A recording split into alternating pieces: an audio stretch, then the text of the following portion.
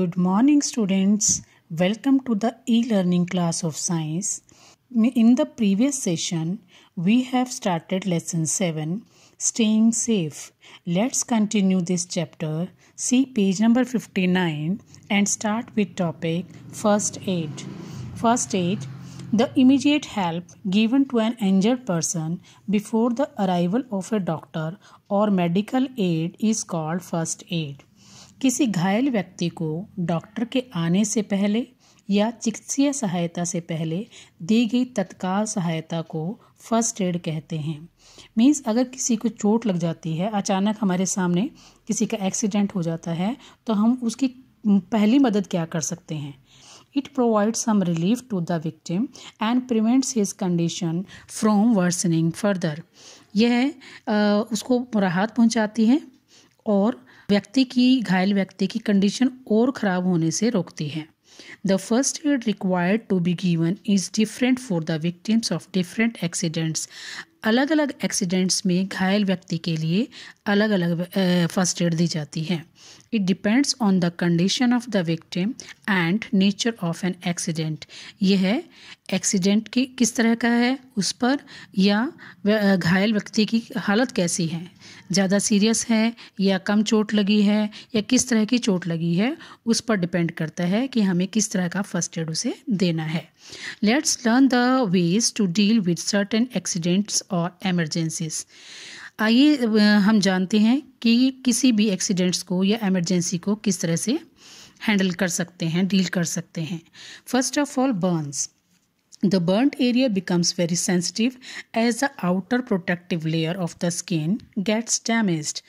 Burnt area यानी कि जहाँ पर हमारी जल गया है, हमारी स्किन जल गई है, वो ऊपर का हिस्सा जो होता है जहाँ पर जलन होती है, बर्न्स होते हैं, दैट बिकम्स वेरी सेंसिटिव यानी कि संवेदनशील हो जाती है, और आउटर प्रोटेक्टिव लेयर स्किन की वो पूरी तरह से क्षतिग्रस्त यानी कि डैमेज हो जाती है।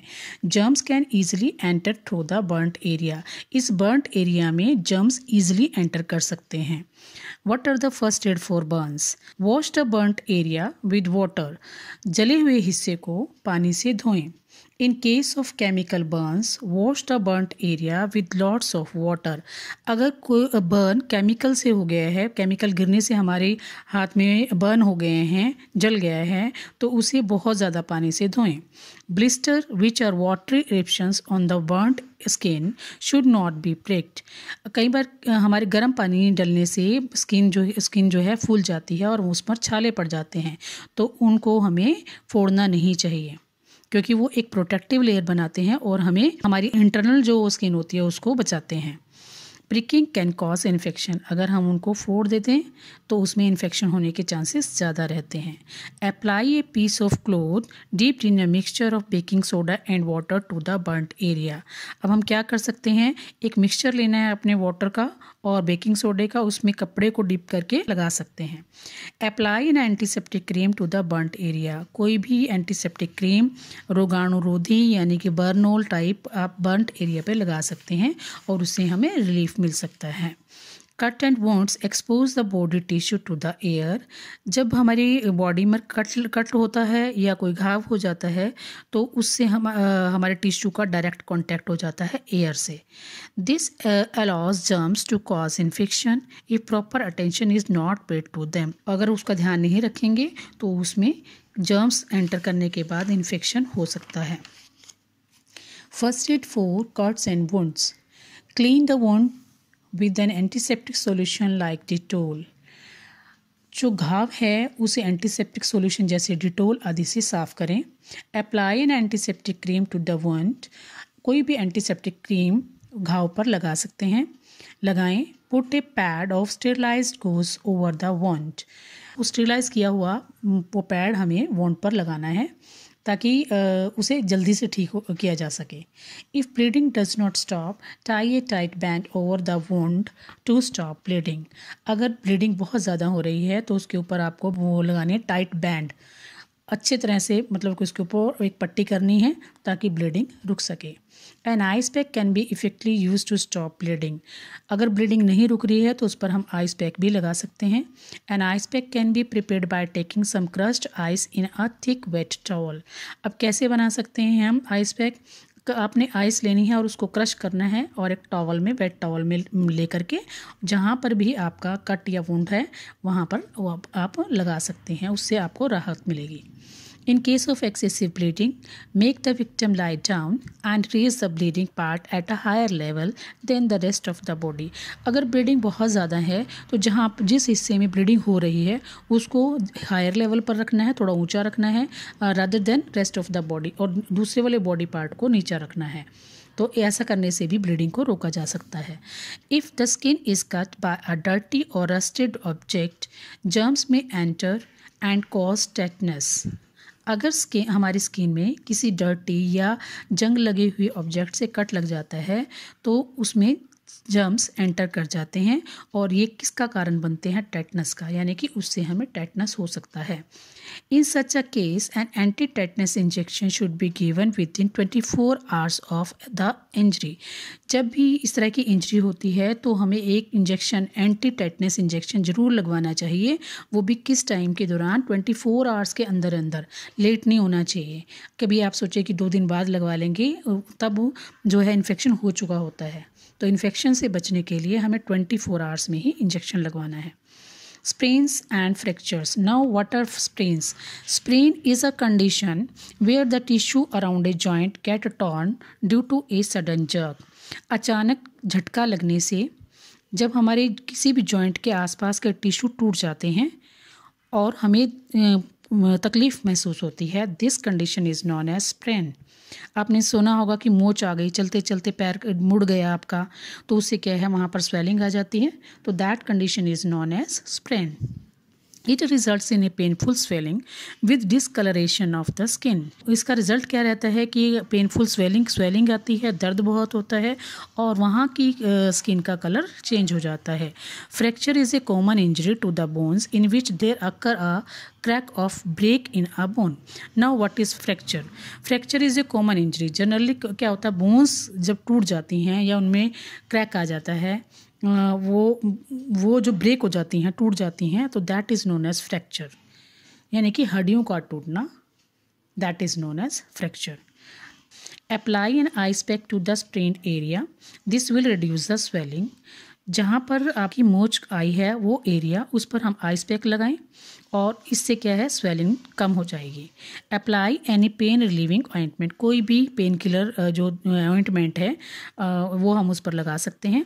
टाई ए क्रेप बैंडेड और any other clean cloth on the affected area, उस जगह पर हम बैंडेड जो बिल्कुल सॉफ्ट होती है, जालीदार कपड़ा जो होता है उसकी, या साफ कपड़े की बैंडेज उस एरिया पर बांध सकते हैं। This provide support to the surrounding tissue during movement. वो क्या हेल्प करती है कि जब भी हमें मूवमेंट करनी है उस टाइम हमारे टिश्यू को सपोर्ट प्रदान करेगी। Give complete rest to the affected part, और हमें उस अफेक्टेड पार्ट को ज़्यादा मूव नहीं करना है, कंप्लीट रेस्ट करना है। विजिट ए डॉक्टर इमीडिएटली, और हमें तुरंत डॉक्टर के पास जाना चाहिए, विजिट करना चाहिए। First aid for fracture, fracture के लिए फर्स्ट एड क्या है? Do not allow movement of affected part, affected part में ज़्यादा मूवमेंट नहीं करनी है। Use an ice pack on the affected area, affected area पर आइस पैक लगाएं। Use a splint to prevent further movement of fractured arm और leg, आपको splint लगाना है। Splint, what is a splint? It is a hard object, यानी कि जब fracture हो जाता है, बोन में क्रैक आ जाता है, तो उसको क्या करते हैं, किसी चीज़ की सपोर्ट दे करके पट्टी से बांध देते हैं। तो that supportive object that is known as splint, and it prevent further movement of fracture arm और लेग, मूवमेंट ज़्यादा हिलने डुलने से रोकता है। Any rigid object like a thick covered strip और a flat piece of wood और a scale can be used as a splint. अब स्प्लिंट के रूप में हम क्या क्या चीज़ें यूज़ कर सकते हैं? ये हो सकती है कार्डबोर्ड, स्ट्राइप, और a flat piece of would, एक लकड़ी का फ्लैट पीस आप यूज़ कर सकते हैं, या फिर स्केल भी आप एज ए स्प्लिंट यूज़ कर सकते हैं। In case of fractured arm, do not allow it to hang down straight. अगर बाजू में फ्रैक्चर की बोन में फ्रैक्चर हो जाता है तो उसको नीचे नहीं लटकाना है। Use A sling which is a square cloth folded along its diagonal into A triangular shape to give support to the broken limbs। अब sling, what is A sling? Sling is a type of cloth. एक बड़ा piece जो है आपका square में अगर है, उसको बीच में से डायगनल्स को जोड़ करके ट्रायंगुलर शेप दे देते हैं और नेक के चारों ओर बांध देते हैं ताकि उसको सपोर्ट मिले बाजू को, और उसमें मूवमेंट ना हो और वो जल्दी ठीक हो जाए। तो that is known as sling. Splint is a supportive hard object and sling is a type of cloth. Take the patient to the doctor immediately after first aid. आप फर्स्ट एड देने के तुरंत बाद पेशेंट को doctor के पास लेकर जाना चाहिए। Get an X-ray done to confirm and locate the fracture. और उसका एक्सरे करवाना चाहिए जिससे हमें पता चले कि फ्रैक्चर कहाँ है और कितना है। Animal bite. When an animal bites, germs of various diseases can enter the victim's body। जब कोई एनिमल काटता है तो जर्म्स उसकी बॉडी से, जिस व्यक्ति को काटता है उसकी बॉडी में एंटर कर जाते हैं। First aid for animal bite. Wash the wound with soap and lot of water as the saliva of animals contain dirty germs। सबसे पहले आपको क्या करना है, घाव को साबुन से धोएं बहुत सारे पानी से, बिकॉज सलाइवा यानी कि थूक में, एनिमल की थूक में बहुत ही खतरनाक जर्म्स होते हैं। Apply an antiseptic and tie a bandage to prevent infection. Antiseptic लगाएं, क्रीम जो है एंटीसेप्टिक क्रीम लगाएं और उस पर जो है पट्टी बैंडेज लगाएं ताकि इन्फेक्शन से बचा जा सके। Take the victim to the doctor. घायल व्यक्ति को डॉक्टर के पास लेकर जाएं। In case of insects like honey bees और wasp bite, scrape the sting with the edge of a clean object and wash with soap. कई बार क्या होता है, इंसेक्ट हमें काट जाती हैं, जैसे हनी बी है, भीड़ड़ है, वो हमें काट जाती हैं और वो जब वो काटती हैं तो एक कांटे जैसा जो है स्ट्रिंग बॉडी के अंदर छोड़ जाती हैं। तो उसको हमें क्या करना है, किसी ऑब्जेक्ट से उसको निकालना है और निकालने के बाद धो कर के उस जगह को अच्छी तरह साबुन से उसको क्लीन करना है। The chemical release by most insects bite is partially neutralise by soap. और सोप से धोने का क्या कारण है कि जो केमिकल इंसेक्ट्स रिलीज़ करते हैं काटते टाइम, निकालते हैं, हमारी बॉडी पर वो केमिकल रह जाता है और अगर हम उसको साबुन से धोएंगे तो वो उसका असर ख़त्म हो जाएगा। Apply an antiseptic cream after the wash. और वॉश करने के बाद आप वो एंटीसेप्टिक क्रीम लगाएं। Snake bite. Snake bite, like that of a cobra or viper, can be fatal as these snakes are very poisonous. There are some snakes, like the examples are given here, cobra and viper. These are very poisonous. The snake poison circulate through the blood and affect the nervous system. Snake poison हमारी blood में circulate करता है और हमारे nervous system को affect करता है। First aid for snake bite. All snake bites should be treated with utmost care as most of the time the victim may not know the type of snake that has bitten। सभी snake जब भी काटें ध्यानपूर्वक हमें treat करना चाहिए, क्योंकि जब वो काटता है तो किसी जिसको काटता है उसे यही नहीं पता होता है कि वो स्नेक कैसा है, पॉइजनस है या नहीं है। तो it is very important to stop the spread of poison to the entire body. तो ये बहुत ज़रूरी हो जाता है कि हम उस पॉइज़न को रोकें ताकि वो हमारे पूरे इंटायर बॉडी में ना फैले। For this tie a tight bandage, that is tourniquet in Hindi, a little above the bitten area. This would ensure that the poison does not spread out in the body। अब आपको क्या करना है कि आप जहाँ पर सांप ने काटा है उसके ऊपर tunicate you have what is tunicate? This is a type of you can say cloth। जैसे ब्लड प्रेशर चेक करते हैं तो उसको चेक करने से पहले बाजू में हम वो टाइट एक कपड़े की जो पट्टी होती है वो बांधते हैं, that is known as tourniquet. अगर वो नहीं है तो बैंडेज टाइट या क्लोथ टाइटली बांधना है जहाँ पे आपने काटा है ताकि जो पॉइजन है वो ऊपर बॉडी में ना जा सके। If the victim feel drowsy, do not allow him to sleep. अगर विक्टिम को नींद आ रही है तो उसे सोने नहीं देना है। Take the victim to the doctor immediately. और तुरंत विक्टिम को डॉक्टर के पास लेकर जाना है। Poisoning, a toxic substance that harms our body is known as poison. एक ऐसा जहरीला पदार्थ जो हमारी बॉडी को हार्म करता है, नुकसान पहुंचाता है, that is known as poison. Many things of common use are potentially poisonous. For example, detergent, phenyl, naphthalene balls, nail polish, etc. बहुत सी कॉमन चीज़ें पॉइजनस होती हैं, जैसे एग्जांपल डिटर्जेंट, घर में जो हम यूज़ करते हैं डिटर्जेंट कपड़े धोने के लिए, फिनाइल, नेपथलीन बोल्स, कपड़ों में कीड़ा ना लगे उसके लिए भी हम घर में यूज़ करते हैं। तो nail polish, all of these are the poisonous things. तो following precaution should be taken while handling poisonous substances. ये सब चीज़ों को, पॉइजनस सब्सटेंसेस को हैंडल करते हुए कौन कौन सी सावधानियां हमें बरतनी चाहिए, वो हैं number 1, all such substances should be stored with labels on their container. इन सब चीज़ों पर के कंटेनर्स पर लेबल लगा होना चाहिए और लेबल लगाकर ही उन्हें स्टोर करना चाहिए। The poisonous substances should be stored out of the reach of the children. जितनी भी ये पॉइजनस सब्सटेंसेस होते हैं, थिंग्स होती हैं, उनको बच्चों की पहुंच से दूर रखना चाहिए। All medicine should be stored locked in a cupboard.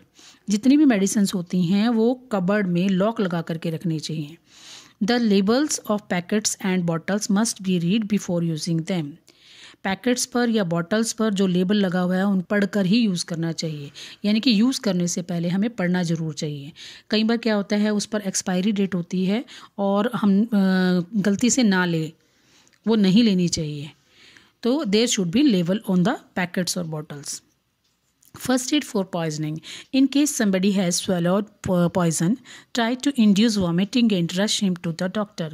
जब कभी वो व्यक्ति जहर पी लेता है, कोई भी इंसान जहर पी लेता है, ऐसे केस में उस व्यक्ति को वॉमिटिंग करवानी चाहिए। हमें कोशिश करनी चाहिए कि वॉमिट ही करे और तुरंत उसे डॉक्टर के पास लेकर जाना चाहिए। Vomiting can be induced by drinking 5 to 6 glasses of lukewarm water with some salt dissolve in it. Vomiting करवाने के लिए हमें 5-6 ग्लास गुनगुना पानी लेकर के उसमें सॉल्ट मिलाना है और उसे पिलाना है, ताकि वो जो उसका असर है पॉइजन का वो निकल जाए, वॉमिटिंग हो जाए उसे और उसका असर ना रहे। Then there is a wrapping it up. Accidents can take place at any place and at any time. Accident किसी भी समय किसी भी जगह पर हो सकते हैं।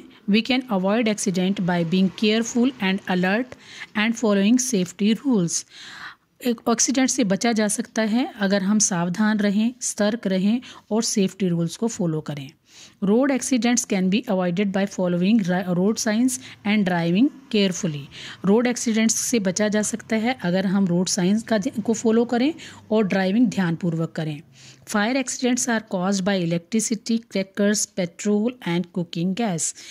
आग के जो एक्सीडेंट होते हैं वो बिजली से, पटाखों से, पेट्रोल से और खाना पकाने यानी कुकिंग गैस से होते हैं। So this is about your chapter. I think all the topics are clear. So dear students, follow all these safety rules and be safe. Thank you. Have a nice day.